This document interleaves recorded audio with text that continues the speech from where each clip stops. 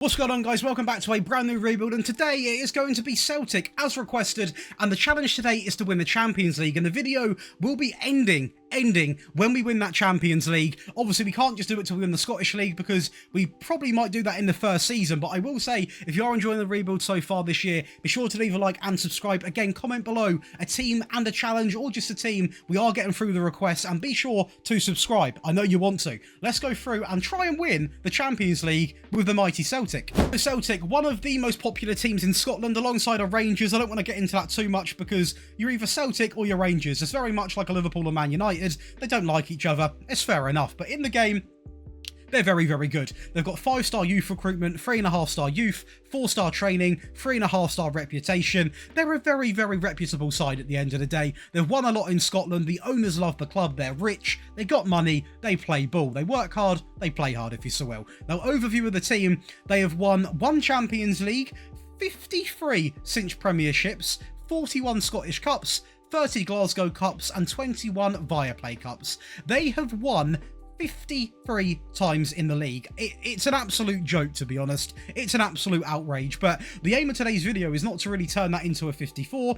I imagine we will at some point, but the main aim is to turn this 1 into a 2, which is actually quite hard because you never really get like a massive budget, and it can be hard to attract some top players. But what I've gone and done is I'm going to play with a generic 4-3-3 for the first season, because again, I refuse to make any signings in the first season, although we would have purely only had about, what, 2.5 million, £3 million. The main aim of this season is to get a season under our belt, see where the strengths are, see where the weaknesses are. I don't even care if we don't win the league. I just want to purely see who's playing well, who isn't, who needs replacing, and then we're going to push into that Champions League. Now, I do expect to probably win at least one of the cups with a team like Celtic, but only time will tell that. Now, I will say, competition-wise, we are obviously going to be playing, if we go into the preview, yeah, a first place predicted finish is going to be expected. The Champions League, the Scottish Cup, and the Viaplay Cup. The actual team, we have got some players who are really good in this game. This lad here, Farashi, always dominates in tactic tests for me. He is so good. He's so quick, good off the ball, good work rate, good anticipation. 28 years of age, so a bit on the older side, but, you know, still got a few years in him to get the job done. Some other players who I really like in this team, for example, purely out of respect for the lad, but Joe Hart, obviously, not sorry, not the best of the best anymore, but he's had a good career. Tottenham, Burnley, West Ham, City, Torino, if you remember that time. He's had a very, very mixed sort of bag of career, been all over the globe, so hopefully we can sort of win him another Champions League. Going over to the bench as well, obviously got Adam Idar, a player who he's okay. I mean, he never usually does too well in the game, but I'm hoping we can somehow pull some results out of him as a backup striker maybe. Forrest on the right hand side, again, he's okay, probably going to be replaced. I will say there's a lot of players in this team who they're Scottish League level, but probably not Champions League winning level. Without being disrespectful, this is a player who, again, probably is in that same caliber. He's decent. Is he Champions League winning worthy? You don't honestly know. I don't personally think so. The midfield, I would say, is quite average for a Champions League side. Carter Vickers, again, a very good centre-back. He is quick, he's strong, he's got good tackling, great heading. He potentially could win you a Champions League at the back. Genuinely saying that, he's a really good player.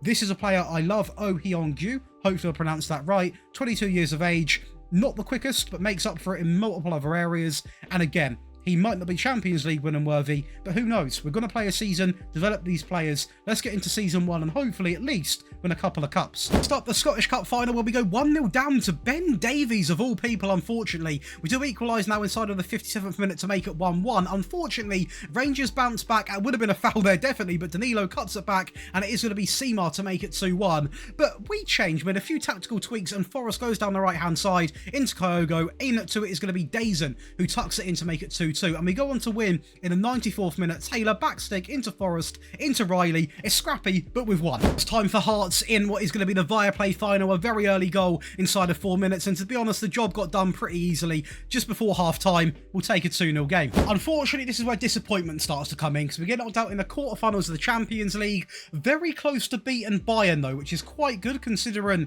0 signings as per. But what I will say is we didn't win the league, which is a little bit annoying, to be honest. We were 2 points behind. Rangers enjoyed a very, very good season, but we did dominate the top goals, the average rating, the assists.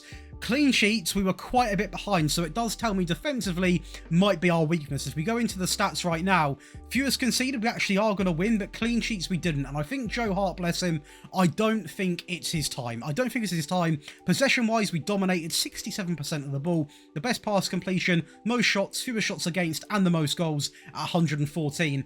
But I just don't think Joe Hart's prepared for what we really want to do with this club. The squad, though, was really good. We've got 28 goals here. We've got Nicholas coming in there with 23. We've got 18 there for Dazen. We've got Callum McGregor coming in with 11. We've got 10 for Oh Hyun-gyu. We've got Yuki coming in there with 10. We've got James Forrest even coming in with 8 goals as well. We've got 23 coming in for Nicholas. We've got Hatate coming in with 15. 13 for Maeda. Riley with 13. 11 for McGregor. We've got Holm with 11. 7 for Palmer as well. Not Cole Palmer. That would be really nice.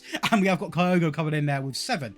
But overall, I think we've got to be realistic. I like Joe Hart as a player, but we can't rely on him to win this Champions League. It's not going to happen. It's as simple as that. And I do think this is where we might look to make some changes. Now, unfortunately, I don't know how much money we've been given. 19 million, or a bit more than 19 million, 32 million pounds to spend in what is going to be the second transfer window. Now, what I will say is, I don't know who we can attract with that sort of money. Attacker-wise, we seem to be very, very good. And maybe a Champions League can be at least a little final appearance with the team we've currently got. But Joe Hart needs to be replaced. Maybe the wing-backs need to be replaced as well. The midfield needs definitely a little bit of cash flow put into it, bringing in some new talent. As for the forward players, I might genuinely give them another chance, but let's get into season number 2 of the transfers, spend the money, and hopefully improve the team. Joe Hart is going to go on the free. He is going to go to AC Milan, so he keeps the pattern of going from team to team. Quite a big team in AC Milan, actually. He goes back to Italy, obviously previously of Torino. Fair play to him. Do you know what? He's a bit of a legend of the game, but he just simply is not ready for the Champions League anymore. We're going to spend semi-big and bring in Eric Garcia, a player previously of Girona, Barcelona and Manchester City. The 23-year-old cost us £17.7 million, but he is a very good centre-back, and I am playing with a ball-playing defender, and he has got 15 passing, so he's a crucial part of this system. It is really going to be instalment season with this one. Only 4 million paid up front. That is going to be Nusafer Mazauri coming in from FC Bayern and Ajax, 26 years of age. He cost me £32 million, but he is a very complete right back. He's got good tackling, good work rate, good teamwork, good off the ball work, good stamina, good pace, good agility, good acceleration. He is literally everything for a right back. He had to be on a hefty wage to get him at the club, but this guy can win you a Champions League. He's a star player, and at the end of the day, star players get your trophies. Not quite on the same level, but a very good left back, that is going to be Mykolenko, coming in from Everton. Again, played a load in the Premier League, £19 million being spent, only an extra 2.2 million than what Everton paid for him previously of Dynamo Kiev. Very quick on the ball, good tackling, good work rate, not as strong as our right back, but at the end of the day, very similar pattern being told here. Very quick, he's got good determination, good work rate. His off the ball work is okay, it's decent, it's not amazing, but it's okay, and his tackling, very, very good as well, so he's easily going to get into that team at left back. Lastly, it had to be done. We didn't have a lot of money left, but we are going to bring in Arnaud Tinas, coming in from the PSG second team, which is a little bit worrying, but do not fear, because he's a leading Cinch Premiership goalkeeper and can become a star goalkeeper, and he looks very, very good, and for a grand total of £12 million, I'm not going to turn my nose up at him, so welcome in to Tinas. Which now means the team looks a little bit like this. Going into the second season, is it a Champions League winning team? I don't really think so just yet, but we've got Farashi, we've got Maeda, we've got Nicholas, we've got McGregor, we've got Hatate, we've got Mazauri, who's playing as a DLP. He can play there, funny enough. Filtered by the best 11, he gets right in there, but realistically, I want him playing at right back, but filtered by the best 11, as the game thinks, he's actually in the midfield. Mykolenko, Garcia, Vickers, Johnston, and Tinas in goal, or Tenas in goal. The bench doesn't look too much different because we only signed them players. What I will say is it's definitely an improvement, but I don't think it's going to be a Champions League winning team, but who knows? We got to obviously a decent stage. We've really improved the back line. Everything else has remained the same because for me, that wasn't the weakness. The back line and the goalkeeper was the weakness. We'll see what we can do.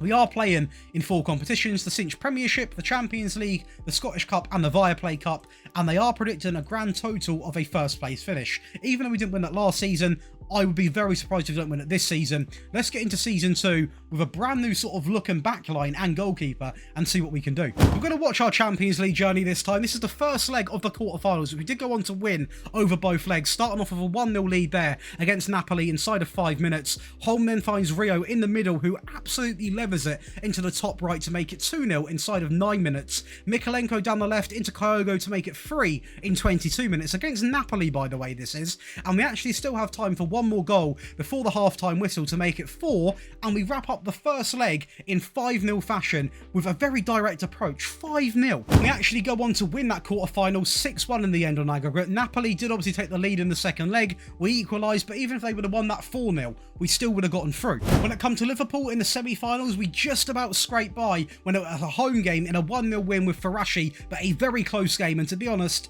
they absolutely battered us. And then it was down to Anfield. No one likes to go to Anfield, and we clearly didn't, as they are going to make it 1-1 on aggregate, which is never good to see inside of 10 minutes. And you know what? They make it 2-1 on aggregate. Jones into Trent, and when you're playing Liverpool, you can go behind like this quite easily. But we bounce back and make it 2-2 on aggregate with a bit of a set piece of our own. And then this is what happens here. So Carter Vickers gets it into Tinas, and it's an absolute stinker. At this point, 3-3 on aggregate, which, you know, it's all tied up. It's drama everywhere. It's going to be Nicholas back inside into Dazen to make it equal on aggregate. And we actually go on and win to get to the Champions League final 4-3 on aggregate. We're in there. And then Real Madrid in the Champions League final. That I will say is 28 seconds. 28 seconds, Nicholas down the right-hand side from kickoff. Back inside into McGregor, 1-0 against Real Madrid. We then decide it would be a great idea to let him play through the middle, and they go through with Rodrigo into Vinicius to tie it up 1-1 inside of 10 minutes. A penalty finds McGregor to make it 2-1,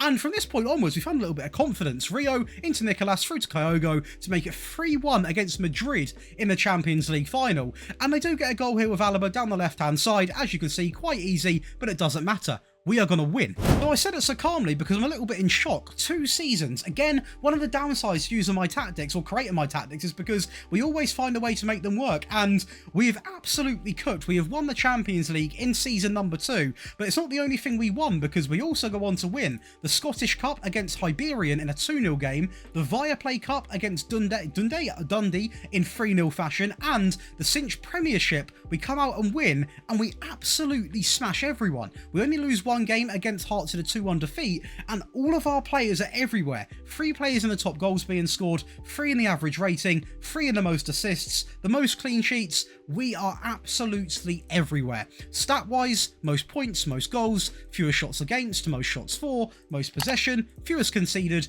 and the most clean sheets. And individual-wise, we are also going to be there. 39 goals for Callum McGregor, who didn't play as a DM, he played as an attacker midfield player, but 39 goals, 39 for Farashi, Nicolas with 28, 24 coming in for Saeed. We've got Hatate with 13, 11 for Hyunju.